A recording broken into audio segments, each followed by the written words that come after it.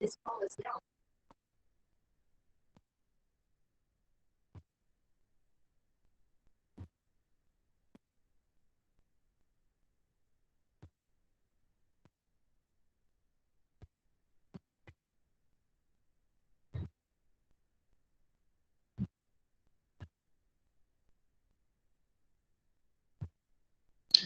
in our last class we had discussed about the type of buildings. Okay, which are the type of buildings?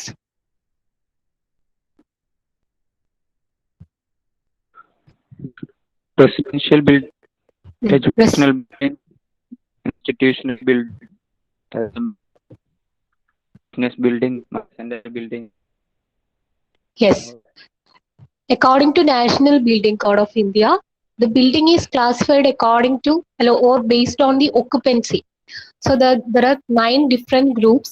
That is Group A, residential building; Group B, educational building; Group C, institutional buildings; Group D, assembly building; Group E, business building; Group F, mercantile buildings; Group G, industrial buildings; Group H, storage buildings; Group I, hazardous buildings. Okay, these are the 9 different groups of buildings according to National Building Code. Okay, have you wrote this? Have you all wrote this? Yes, miss. Okay. Then first one is Group A, residential building. Okay, what do you mean by residential building?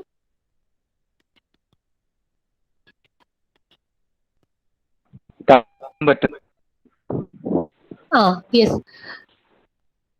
These are the building which can used for sleeping purpose. Okay, sleeping or accommodation purpose, with or without cooking or dining or both facilities. Okay, ഇത്തരത്തിലുള്ള building എന്ന് വെച്ച് കഴിഞ്ഞാൽ mainly used four sleeping purpose ആണ്. Then അതിലെന്ന് വെച്ച് കഴിഞ്ഞാൽ with or without cooking facilities ഉണ്ടാവും. Okay, അത്തരത്തിലുള്ള buildings that kind of buildings are called residential buildings. Okay, just write down a short note. Write the heading Group A, residential building, which is mainly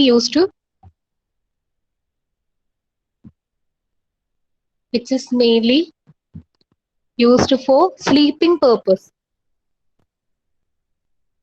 or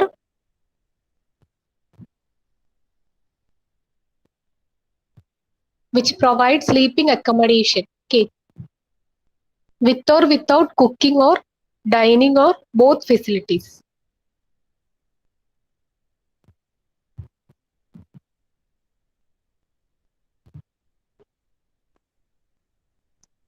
Okay,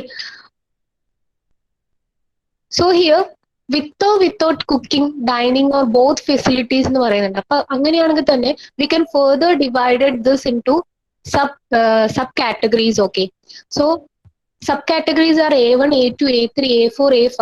So in A1 category, lodging or rooming houses. What is the peculiarity of that kind of buildings? Lodging or rooming houses. Whether it provides any cooking facilities or dining facilities? No. No. So that kind of buildings are called lodging or rooming houses, but it will provide a sleeping accommodation. Okay, so that kind of one night stand, that kind of buildings are called lodging or rooming facilities. Only they will provide a bed for sleeping purpose. That's it. Okay, so that kind of that categories are included in A1 buildings. Okay, A1 lodging or rooming houses. So second one is A2, 1 or 2 family private dwelling. So what's the peculiarity? 1 or 2 family private dwelling. Whether they provide any cooking or dining facilities?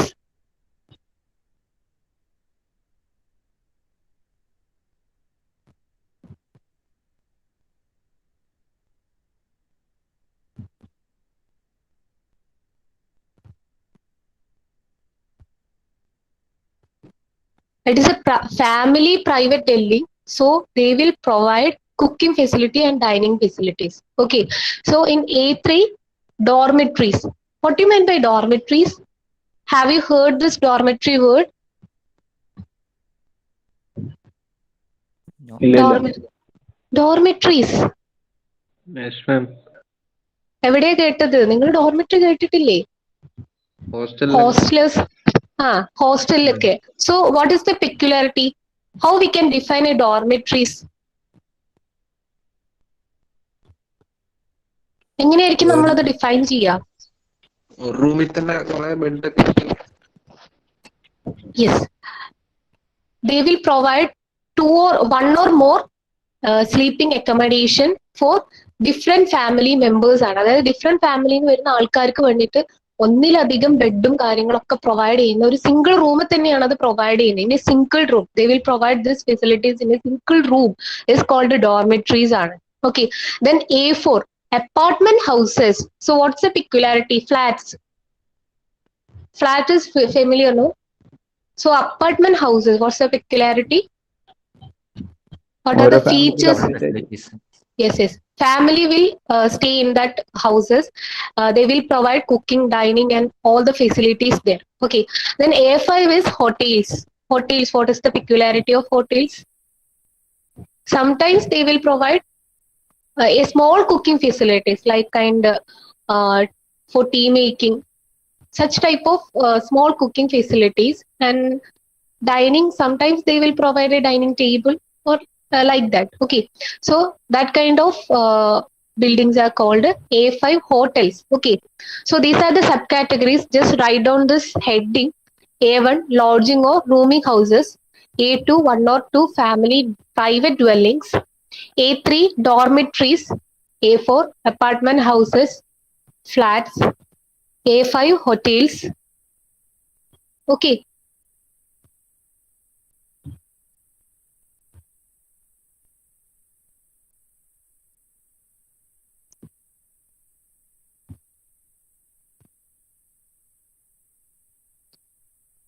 Okay, next type is group B, educational building.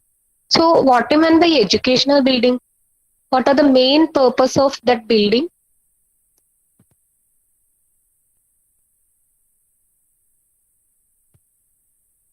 Mainly these kind of buildings are used for school, colleges, and daycare purposes. And also they involve assembly for instruction, education, or recreation. Okay, and which is not covered by Group D. Actually, recreational centers or recreational buildings are mainly under the category of Group D. Okay, but some of the recreational centers which will include Group B, that is the recreational centers which are not covered by Group D. Okay, that kind of buildings are under the Group B buildings. Group D il included allatha recreational ആയിട്ടുള്ള buildings group ബിയിൽ പെടുന്നുണ്ട്, അതാണ് പറയുന്നത്. Okay, mainly these kind of buildings are used for school, colleges, and daycare. So write down a short note: used for school, colleges, and daycare purposes. Okay.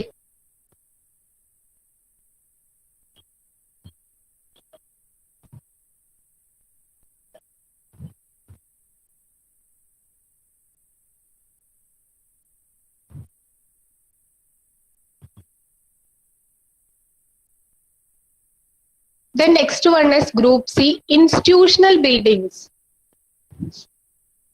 So institutional building, what do you mean by institutional buildings? Institution, mainly used for the purpose such as medical or other treatment care. Okay, it is mainly used for the purpose such as medical or other treatment care or care of persons suffering from physical or mental illness, diseases, or infirmity. So mainly the hospital polar treatment centers are included in this category and in this kind of group, in this kind of buildings are. So institutional buildings പറയുമ്പോൾ അതിൽ hospitals വിടാം, അതുപോലെ medical ആയിട്ട് ബന്ധപ്പെടുന്ന എല്ലാ രീതിയിലുള്ള ബിൽഡിങ്സും we will include it in this category ആണ് Group C, institutional buildings. Okay, is it clear? Yes, miss. Okay, this is subdivided into three, that is C1, C2, C3. C1 is hospital and sanatoria. ഈ sanatoria എന്ന് പറയുന്നത് long illness ആയിട്ടുള്ള ആൾക്കാരെ നമ്മൾ accommodate ചെയ്യുന്ന ബിൽഡിങ്സിനെയാണ് നമ്മൾ sanatorium എന്ന് പറയുക. അതിപ്പോ ഇല്ല, പണ്ട് കാലത്തായിരുന്നു. എന്ന് വെച്ചാൽ ഇപ്പൊ എല്ലാത്തിനും നമ്മൾ ആന്റിബോഡീസ് ഒക്കെ കണ്ടുപിടിച്ച് തുടങ്ങി. So we don't need a sanatorium. Okay, so sanatoria is the building which is used for or accommodate the people who have long illness ആണ്. ഓക്കെ, അതിനെയാണ് സാനറ്റോറിയ എന്ന് പറഞ്ഞ് നമ്മൾ വിളിക്കുന്നത്. Hospitals and sanatoria. Then C2 is custodial institution ആണ്. Custodian means what? Who is the custodian? Custody എന്ന് പറയുന്ന അല്ലെങ്കിൽ കസ്റ്റോഡിയൻ എന്ന് പറയുന്ന വേർഡ് എന്താണോ? Custodial institution. അതായത് നമ്മുടെ കസ്റ്റഡി എന്ന് പറയുന്നത് നമുക്ക് നമ്മുടെ പാരന്റ്സ് ആണ്. സോ അതുപോലെ ഏതെങ്കിലും ഒരാളുടെ ഗാർഡിയൻ ആയിട്ട് ആ ഒരു ബിൽഡിങ്ങിന്റെ ഓണർ വരികയാണെങ്കിൽ അത്തരത്തിലുള്ള ബിൽഡിങ്സിനാണ് കസ്റ്റോഡിയൽ ഇൻസ്റ്റിറ്റ്യൂഷൻ എന്ന് പറയുന്നത്. സോ എക്സാമ്പിൾ പറയാൻ പറ്റുമോ?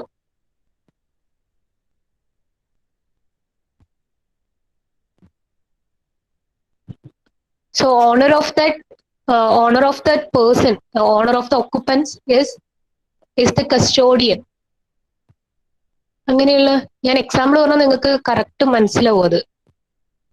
ഓർഫണേജസ്, ഓൾഡ് ഏജ് ഹോംസ്, അവിടുത്തെ കസ്റ്റോഡിയൻ ആരാണ്? അവിടുത്തെ ഓണർ അല്ലേ? സോ അത്തരത്തിലുള്ള ബിൽഡിംഗ് ആണ് custodial institutions. Okay, is it clear? Yes, miss. Okay, അത് നിങ്ങൾ എഴുതി വെക്കണം കേട്ടോ, കാരണം ഇത് സാനറ്റോറിയം എന്നൊക്കെ പറഞ്ഞാൽ ആദ്യമായിട്ടായിരിക്കും കേൾക്കുന്നുണ്ട്. ആ കസ്റ്റോഡിയൽ ഇൻസ്റ്റിറ്റ്യൂഷൻ എന്ന് പറയുന്നത് എന്താണ്? ജസ്റ്റ് ഒന്ന് ബ്രാക്കറ്റിൽ എക്സാമ്പിൾ ഒന്ന് എഴുതി വെക്കുക, അതാകുമ്പോൾ പെട്ടെന്ന് നമുക്ക് മനസ്സിലാവും. Okay, then penal and mental institution. Mental institution അറിയാം, മെന്റൽ കെയർ തരുന്ന മെന്റൽ ഹോസ്പിറ്റൽസ്. പെനൽ ഇൻസ്റ്റിറ്റ്യൂഷൻ എന്ന് പറയുമ്പോൾ മെയിൻ ആയിട്ട് നമുക്ക് ജയില് അതുപോലുള്ള സ്ഥലങ്ങൾ, അതൊക്കെ C3 പെടുന്നത്. സോ അതൊന്ന് എഴുതി വെക്കുക, jail, mental hospital etcetera. Okay, C1 hospital and sanatorium.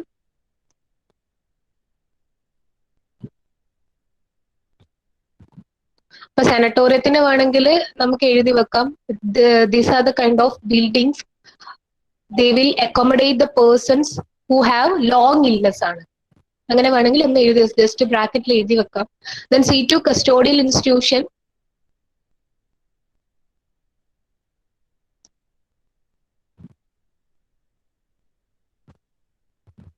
The head of that institution is the custodian of the occupants.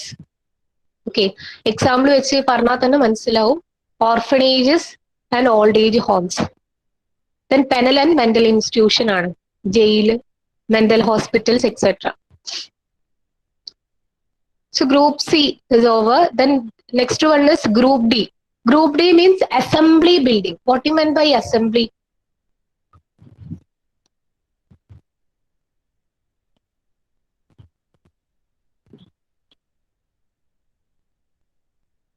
Assemble ചെയ്ത് പറയില്ലേ? അതെ, അതെന്താന്ന് ഞാൻ ചോദിച്ചത്. അസംബ്ലി.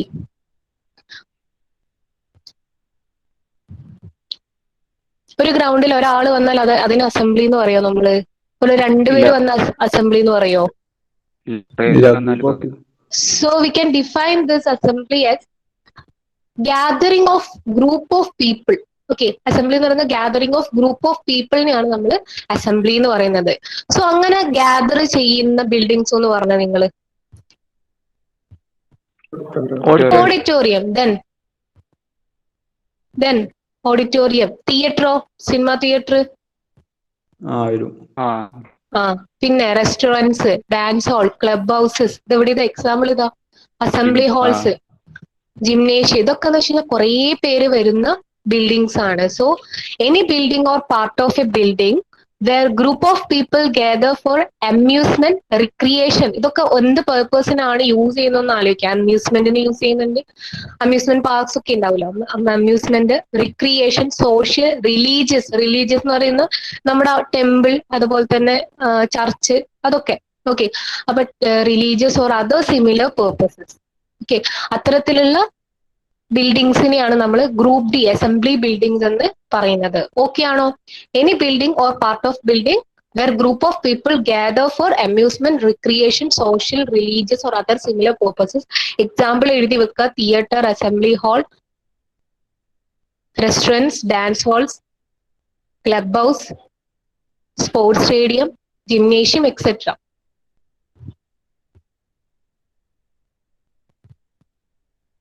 നിങ്ങൾ ജസ്റ്റ് ഇങ്ങനെ എഴുതി വെച്ചത് gathering of group of peoples for amusement, recreation, social, religious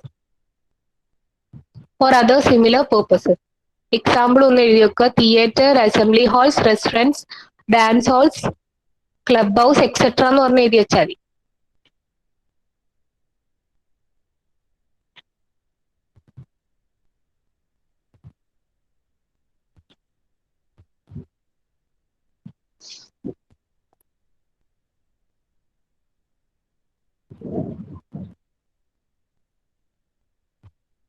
Okay. So next kind is group E, business building. എന്താ ഈ ബിസിനസ് ബിൽഡിംഗ്? ബിസിനസ് ഈ ബിസിനസ് മീറ്റിംഗ് എല്ലാം നടക്കുന്ന ബിസിനസ് ഒരു എക്സാമ്പിൾ പറയോ?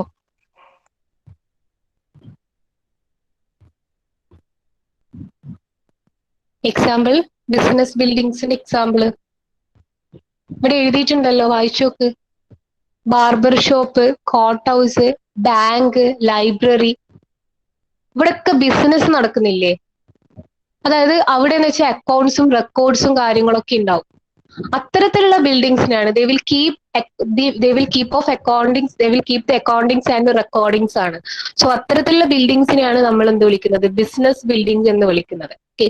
Any building or part of building which is used for the transaction of business for keeping of accounts and records ആണ്. So building used for നിങ്ങൾ ഇതോട്ട് എഴുതിയാൽ used for transaction of businesses for keeping of accounts and records.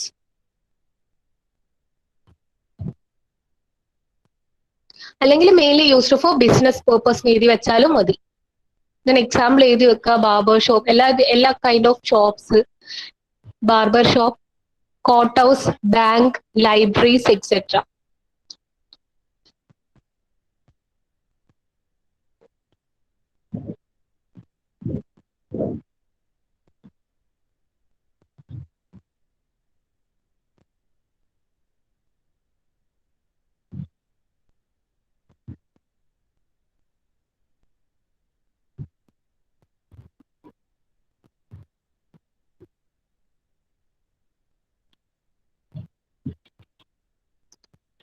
Okay, next group is group F, mercantile buildings.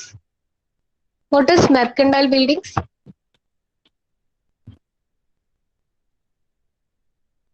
These kind of buildings are mainly used for shopping purpose, to store the materials or goods, or for marketing, for displaying the merchandise.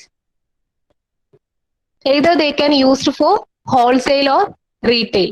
Okay. So that kind of buildings are called mercantile buildings. Main ആയിട്ട് നമ്മൾ ഈ ഗുഡ്സിന് പറയുന്നത് merchandise എന്നാണ്. So അതിനെ നമ്മൾ store ചെയ്യുക, പിന്നെ അതുപോലെ തന്നെ മാർക്കറ്റ് ചെയ്യുക, അതുപോലെ ഡിസ്പ്ലേ ചെയ്യാനും സെയിൽ ചെയ്യാനും നമ്മൾ യൂസ് ചെയ്യുന്ന ബിൽഡിങ്സിനെയാണ് എന്ത് പറയുന്നത്? മെർക്കൻഡൈൽ ബിൽഡിങ്സ് എന്ന് പറയുന്നത്. Okay.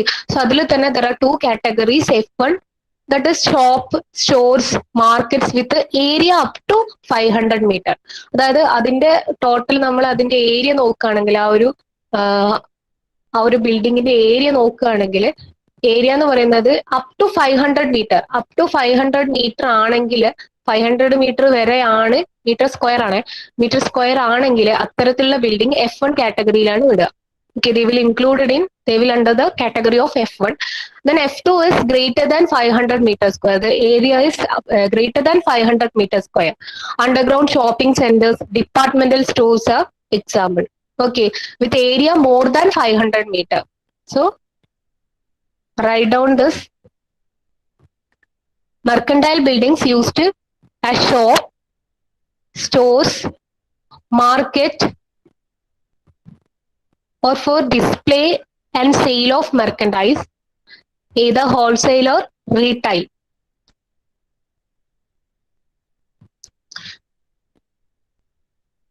And these are subdivided into two categories, that is F1 and F2. F1, shop, stores, market. അല്ലെങ്കിൽ ഇങ്ങനെ എഴുതിയാൽ മതി, area up to 500 metre square. എന്നിട്ട് ബ്രാക്കറ്റില് shops, stores, markets. Then F2 category, area greater than 500 square. Example ആണെങ്കിൽ underground shopping centres, departmental stores etcetera.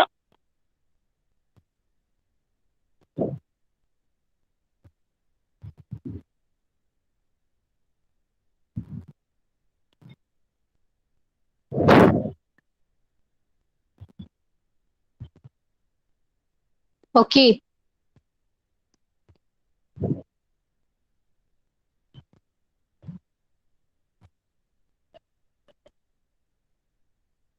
Okay, next one is group G, industrial buildings.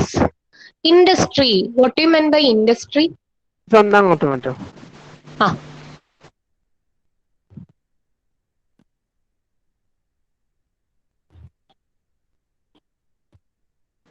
Okay. group G, industrial buildings. What do you mean by industry?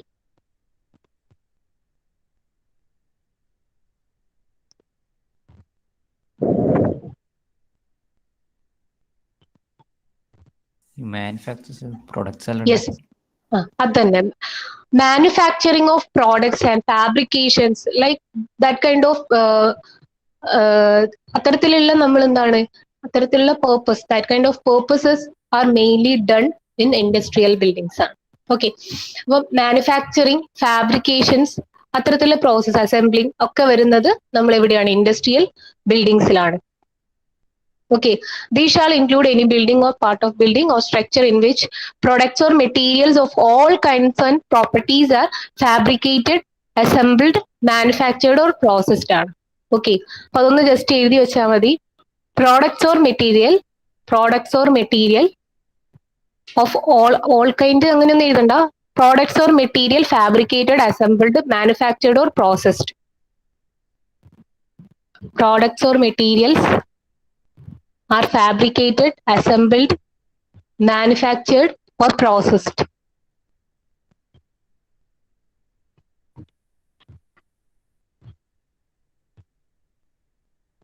Example, gas plants, smoke houses, refineries, dairies, textile mills, sawmills, all kind of production buildings will included in this kind of category.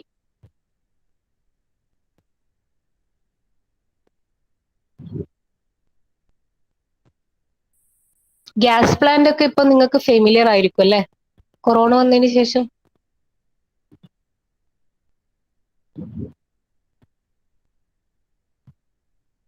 Okay, group G, industrial buildings.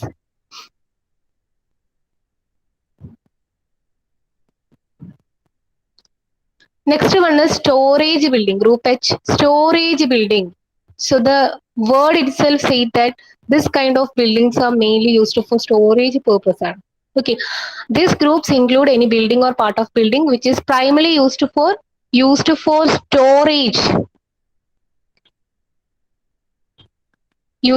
storage or sheltering of goods, wares or merchandise, except those which are highly combustible, explosive products, vehicles or animals. Okay, these kind of buildings are mainly used for storing merchandise, goods and wares, but they will exclude some of the products that are combustible, explosive products and also vehicles and animals ആണ്.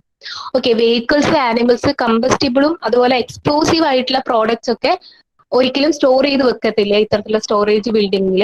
അതിന് വേറെ തന്നെ ഒരു building ഉണ്ട്, അതാണ് next പഠിക്കേണ്ടത്. So അത് excluded ആയിട്ടുള്ള എല്ലാ രീതിയിലുള്ള പ്രോഡക്ട്സും നമുക്ക് എന്ത് ചെയ്യാൻ പറ്റും, സ്റ്റോറേജ് ബിൽഡിങ്സിൽ we can keep. Okay, so storage building, write down the sentence, used for storage or sheltering of goods, wares or merchandise, except highly combustible or explosive products, vehicles or animals.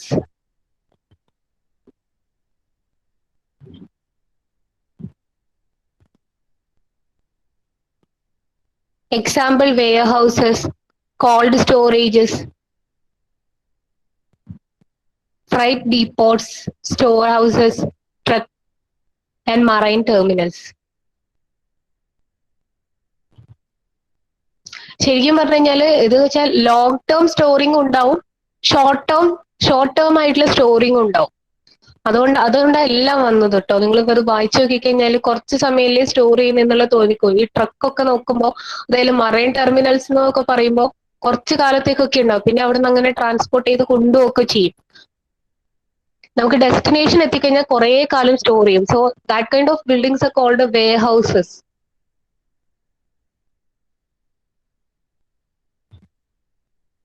Okay, Thalassery ഉണ്ട് ഒരു storage building എന്ന് പറയുന്നത്. കണ്ടിട്ടുണ്ടോ ആരെങ്കിലും?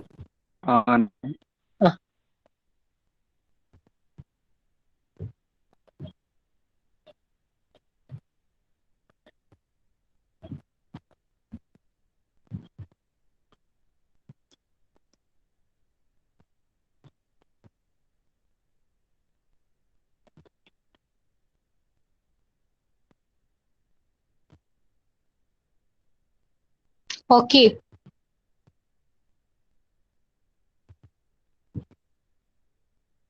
So this is the last type, that is group J, hazardous building. So we excluded some of the products to store in this building, storage buildings. So that kind of products can stored in hazardous buildings. Okay, these shall include any building or part of building which is used for the storage, handling, manufacture or processing of highly combustible or explosive materials.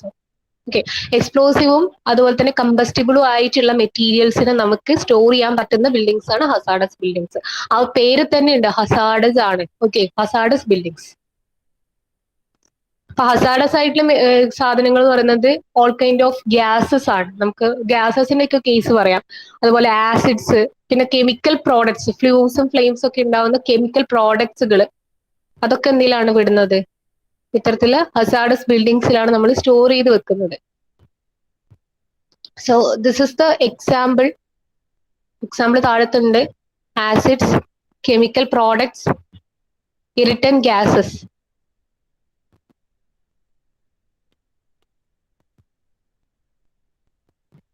Used for the storage, handling, manufacture or processing of highly combustible or explosive materials.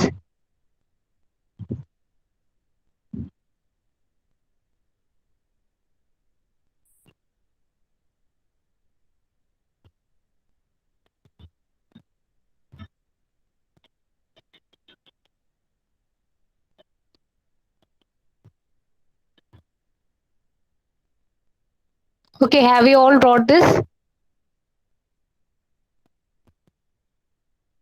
Yes, miss. Yes, miss. Okay.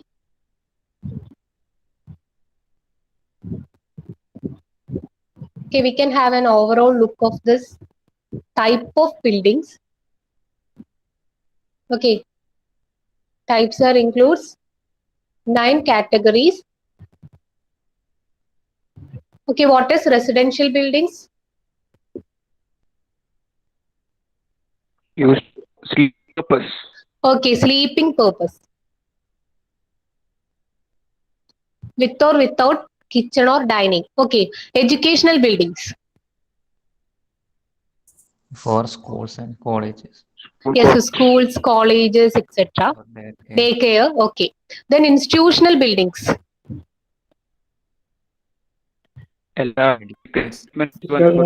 Yes, treatment ആയിട്ട് treatment centres ആണ് main ആയിട്ട് വരുന്നത്. Included treatment centres. Then assembly buildings.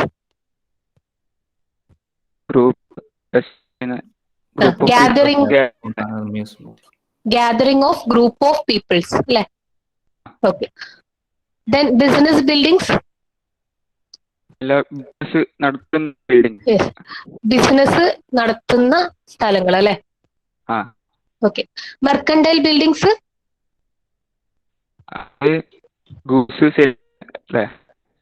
Products store ചെയ്യാനും അത് display ചെയ്യുന്നതും ഹോൾസെയിലായി retail ആയിട്ട് sale ചെയ്യുന്ന സ്ഥലങ്ങൾ. ഓക്കെ, പ്രോഡക്ട്സ് ഷോപ്പിംഗ് അല്ലെങ്കിൽ അത് കീപ്പ് ചെയ്യാൻ വേണ്ടിയിട്ട് അല്ലെങ്കിൽ സെയിൽ ചെയ്യാൻ വേണ്ടിയിട്ട്. Okay, then industrial buildings, industry production, main ആയിട്ട് അവിടെ പ്രൊഡക്ഷൻ ആണ് നടക്കുന്നത്. ഇങ്ങനെ നമ്മൾ പ്രോഡക്ട്സുകൾ ഇങ്ങനെ സെയിൽ ചെയ്യണമെങ്കിൽ അത് ആദ്യം പ്രൊഡ്യൂസ് ചെയ്യണ്ടേ, സോ അത് ഇൻഡസ്ട്രിയൽ ബിൽഡിങ്സ് ആണ്. ഇനി ഈ ഒരു പ്രൊഡക്ഷന് വേണ്ട മെറ്റീരിയൽസ് വേണ്ടേ, ആ മെറ്റീരിയൽസ് എവിടെയാ സ്റ്റോർ ചെയ്ത് വെക്കുന്നത്, ഇത്തരത്തിലുള്ള സ്റ്റോറേജ് ബിൽഡിങ്സിലാണ്. പിന്നെ ഇനിയെന്ന് വെച്ച് കഴിഞ്ഞാൽ അതിൽ എക്സ്ക്ലൂഡഡ് ആയിട്ടുള്ള 2-3 കാര്യങ്ങളുണ്ട്. അപ്പൊ അത്തരത്തിൽ വെച്ച് കഴിഞ്ഞാൽ എക്സ്പ്ലോസീവ് ആയിട്ടുള്ള മെറ്റീരിയൽസ്, സോ അത് സ്റ്റോർ ചെയ്ത് വെക്കാൻ ഹസാർഡസ് ബിൽഡിങ്സ്. സിമ്പിൾ അല്ലേ? നിങ്ങളത് ശരിക്കും പറഞ്ഞാൽ ഇത് ഓരോന്നും സ്റ്റെപ്പ് ബൈ സ്റ്റെപ്പ് ആയിട്ടാണ് വരുന്നത്. നമ്മൾ ഫസ്റ്റ് തന്നെ റെസിഡൻഷ്യൽ ബിൽഡിംഗ്, ഇനി അവരുടെ അവിടെയുള്ള ആൾക്കാർക്ക് എഡ്യൂക്കേഷൻ കാര്യങ്ങൾക്കൊക്കെ വേണ്ടിയിട്ട് യൂസ് ചെയ്യുന്ന ബിൽഡിംഗ് എഡ്യൂക്കേഷണൽ ബിൽഡിംഗ്, അവരുടെ ബാക്കിയുള്ള സ്റ്റഡീസും കാര്യങ്ങളും അതുപോലെ തന്നെ എല്ലാം നടത്തുന്നത് എഡ്യൂക്കേഷണൽ ബിൽഡിങ്സിലാണ്. ദെൻ ഇൻസ്റ്റിറ്റ്യൂഷണൽ ബിൽഡിങ്സ് അവർക്ക് എന്തെങ്കിലും അത്യാവശ്യത്തിന് ട്രീറ്റ്മെന്റും കാര്യങ്ങളൊക്കെ ഡിപ്പെൻഡ് ചെയ്യുന്ന ബിൽഡിങ്സ് വെച്ചാൽ ഇൻസ്റ്റിറ്റ്യൂഷണൽ ബിൽഡിങ്സ് ആണ്. ഇനി അവർക്ക് എന്താ പറയാ വല്ല റിക്രിയേഷനും കാര്യങ്ങളൊക്കെ നടത്തണമെങ്കിൽ അസംബ്ലി ബിൽഡിങ്സ് ആണ് അവർ ഡിപ്പെൻഡ് ചെയ്യുക. ഇനി അവരുടെ ബിസിനസ്സും കാര്യങ്ങളൊക്കെ നോക്കി നടത്തുന്നത് എവിടെ വെച്ചിട്ടാണ്? ബിസിനസ് ബിൽഡിങ്സിലാണ്. ഇനി അവർക്ക് വീട്ടിൽ വേണ്ട സാധനങ്ങളൊക്കെ അവർ പർച്ചേസ് ചെയ്യുന്നത് മർക്കൻഡൈൽ ബിൽഡിങ്സിലാണ്. ഇനി ആ ഒരു മർക്കൻഡൈൽ ബിൽഡിങ്സിലെ സാധനങ്ങളൊക്കെ അതിന്റെ പ്രോഡക്ട്സും കാര്യങ്ങളൊക്കെ ഉണ്ടാക്കുന്നത് ഇൻഡസ്ട്രിയൽ ബിൽഡിങ്സിലാണ്. ഇനി ആ ഒരു ഇൻഡസ്ട്രിയൽ ബിൽഡിങ്സിലെ ഓരോ മെറ്റീരിയൽസും സ്റ്റോർ ചെയ്ത് വെക്കുന്നത് സ്റ്റോറേജ് ബിൽഡിങ്സിലാണ്. ഇനി അതിൽ പെടാത്ത വേറെയുള്ള ഹസാഡസ് ആയിട്ടുള്ള മെറ്റീരിയൽസ് അല്ലെങ്കിൽ എക്സ്പ്ലോസീവ് ആയിട്ടുള്ള മെറ്റീരിയൽസ് സ്റ്റോർ ചെയ്ത് വെക്കുന്നത് ഹസാഡസ് ബിൽഡിങ്സിലാണ്. ഇതെല്ലാം ഒരു കണക്ഷൻ തോന്നില്ലേ ഇപ്പം? ഓക്കെ അല്ലേ? So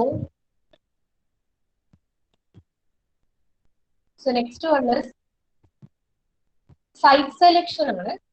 selection of site for building. ഞാൻ ഇന്നലെ ഒരു കാര്യം പറഞ്ഞിട്ടുണ്ടായിരുന്നു, അതായത് 2 സ്ഥലം ഞാൻ നിങ്ങൾക്ക് തന്നിട്ട് അവിടെ എവിടെയാ വീട് വെക്കുക എന്നുള്ളത് ചോദിച്ചിട്ടുണ്ടായിരുന്നു. സോ നമ്മള് അല്ലെ, അപ്പൊ ഈ selection of site is an important criteria for building for construction ആണ്. ഓക്കെ, അപ്പൊ നമ്മൾ ഒരു സൈറ്റിനെ സെലക്ട് ചെയ്യുന്ന സമയത്ത് എന്തൊക്കെ ശ്രദ്ധിക്കണം എന്നുള്ള കാര്യങ്ങളാണ് പറയുന്നത്. ഇപ്പൊ നിങ്ങളുടെ അടുത്ത് പറയാണ്, നിങ്ങളുടെ പാരന്റ്സ് വന്നിട്ട് നമുക്കൊരു വീട് വെക്കണം, നിങ്ങൾ അത്യാവശ്യം നല്ലൊരു സൈറ്റ് പോയിട്ട് കാണുമെന്ന് പറഞ്ഞാൽ നിങ്ങൾ എന്തൊക്കെ ചിന്തിക്കും ഫസ്റ്റ് തന്നെ?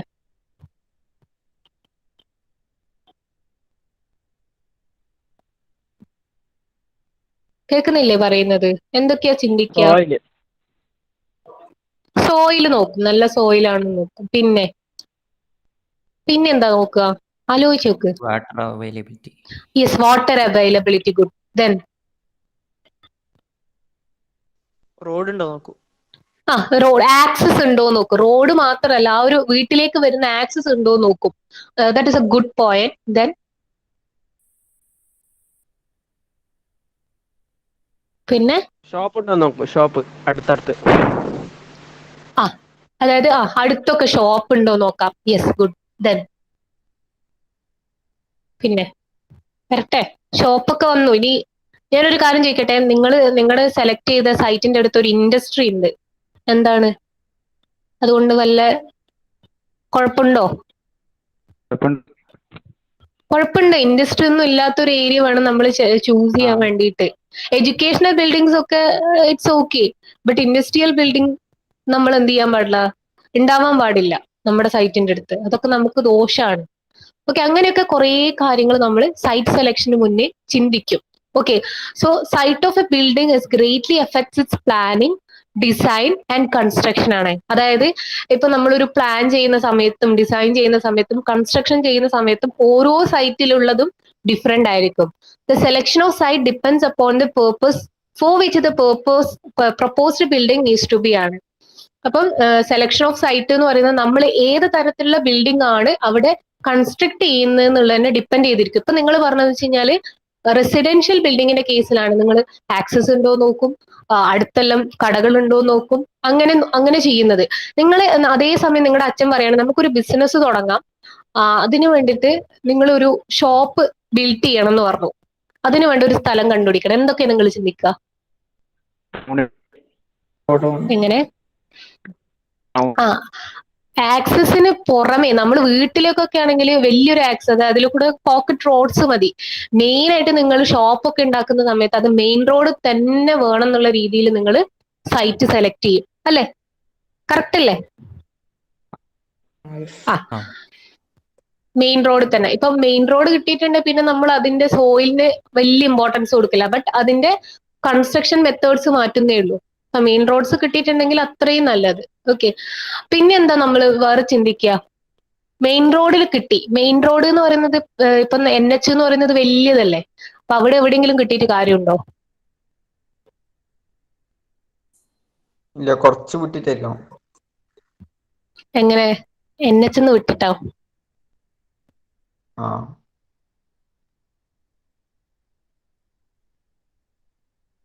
ഞാനൊരു കാര്യം ചോദിക്കട്ടെ. അപ്പം ഈ NH എന്ന് വെച്ച് കഴിഞ്ഞാൽ തലശ്ശേരിയിൽ കൂടെ കടന്നു പോകുന്നില്ലേ? അപ്പം അത് കഴിഞ്ഞിട്ട് ഒരു മാഹിയൊക്കെ കഴിഞ്ഞ് ഒരു പ്രാന്ത പ്രദേശത്താണെങ്കിലോ, ഒരു റിമോട്ട് ആയിട്ടുള്ള ഏരിയയിലാണ് നിങ്ങൾ കൺസ്ട്രക്ട് ചെയ്യുന്നതെങ്കിലോ, ആ ഒരു സൈറ്റാണ് സെലക്ട് ചെയ്യുന്നതെങ്കിലോ നഷ്ടമായിരിക്കും. ഷോപ്പ് തുടങ്ങിയിട്ട് കാര്യമില്ല, അങ്ങോട്ടേക്ക് ആള് വരില്ല. നിങ്ങൾ മെയിൻ ആയിട്ട് തുടങ്ങുന്നത് എവിടെയായിരിക്കണം?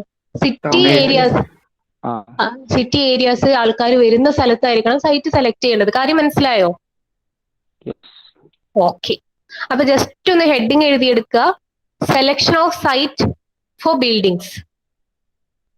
Selection of site for building. നമുക്ക് ഷോർട്ട് ആയിട്ട് നോട്ട്സ് എഴുതാം. ഇതൊന്നും എഴുതണ്ട കേട്ടോ, ജസ്റ്റ് ഹെഡിങ് എഴുതിയെടുത്താൽ മതി.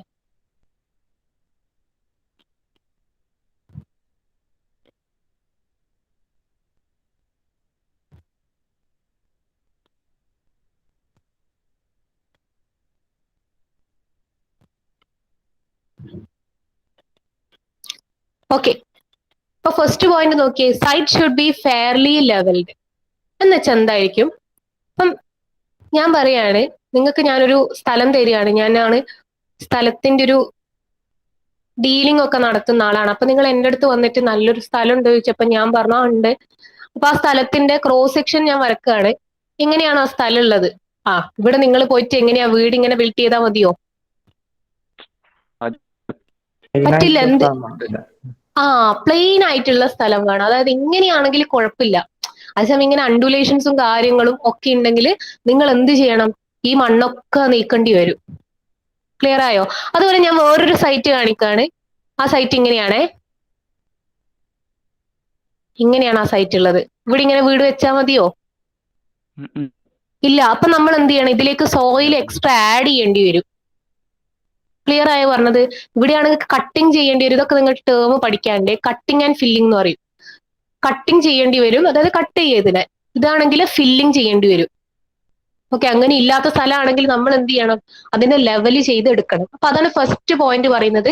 Site should be fairly levelled. അപ്പൊ നിങ്ങളൊന്ന് ആലോചിച്ച് നോക്കിയേ, ഇങ്ങനെ അണ്ടുലേഷൻസും അൺഈവൺ ആയിട്ടുള്ള ഒരു ഏർത്ത് കിട്ടിക്കഴിഞ്ഞാൽ, അൺഈവൺ ആയിട്ടുള്ള ഒരു ഗ്രൗണ്ട് കിട്ടിക്കഴിഞ്ഞാൽ നമ്മൾ കട്ടിങ്ങും ഫില്ലിങ്ങും ഫ്രീ ആയിട്ടാണോ ചെയ്യുന്നത്? ആൾക്കാർക്ക് പൈസ കൊടുക്കണ്ടേ?